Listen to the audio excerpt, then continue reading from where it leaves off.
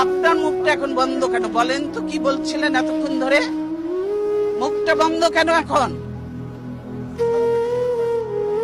দেশ কোথায়? কোপালি? গোপালগঞ্জ জেলার নামই বদলে যাবে, বুঝছেন? গোপালগঞ্জ আর থাকবে না। আল্লাহর গজব করবে আপনারা যা শুরু করে দিয়েছেন। কতগুলো আলেমকে হত্যা করেছেন, এতিমকে হত্যা করেছেন, কতগুলো বিডিআর অফিসারকে হত্যা করেছেন। সেদিন কি কোথায় ছিল হাসিনা? সেদিন হাসিনা কোথায় ছিল?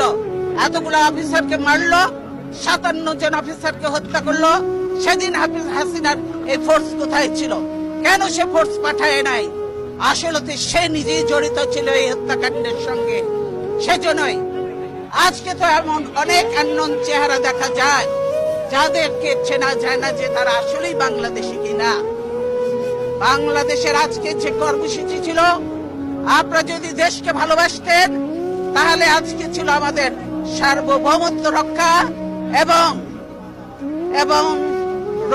Democracy for road March, democracy for March ছিল আমাদের কর্মসূচি। তো গণতন্ত্র চাবেন না, দেশ রক্ষা করতেও চাবেন না, গোলামি করবেন, দালালি করবেন। এই গোলামি তো রাখবে না। লিন্দুক দর্জির ইতিহাসটা পড়ে দেখেন, সেও কিন্তু টেকে নাই বেশি দিন। তাকেও বিদায় নিয়েছে এত দালালি করে, দেশ বিক্রি করে। কাজে এই দেশ বিক্রি চলবে না হাসিনার, দেশ রক্ষা হবে ইনশাআল্লাহ। দালালি বন্ধ করতে বলেন, আর হাসিনার দালালি করে লাভ হবে না।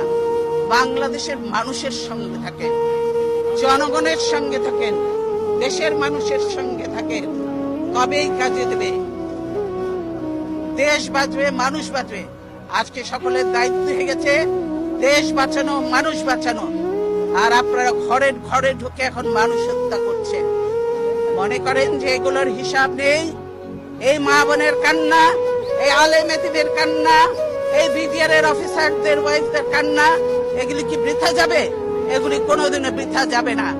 আজকে যারা এই জুলুম নির্যাতন করছেন, তাদেরকে এদের মতো একদিন চোখের পানি ফেলতে ফেলতে, বুঝতে বুঝতে তারা চোখ অন্ধ হয়ে যাবে, বুঝছেন? এখনো সময় আছে। ধাক্কা ধাক্কি বন্ধ করেন, ধাক্কা ধাক্কি বন্ধ করেন। আমরা কেউ ধাক্কা ধাক্কি করতে আসিনি, আমরা কোনো ধাক্কা ধাক্কি করতে আসিনি।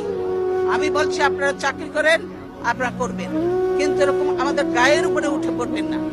দূরে থাকেন, দূরে থাকেন, আপনাদের জায়গা যেখানে সেখানে।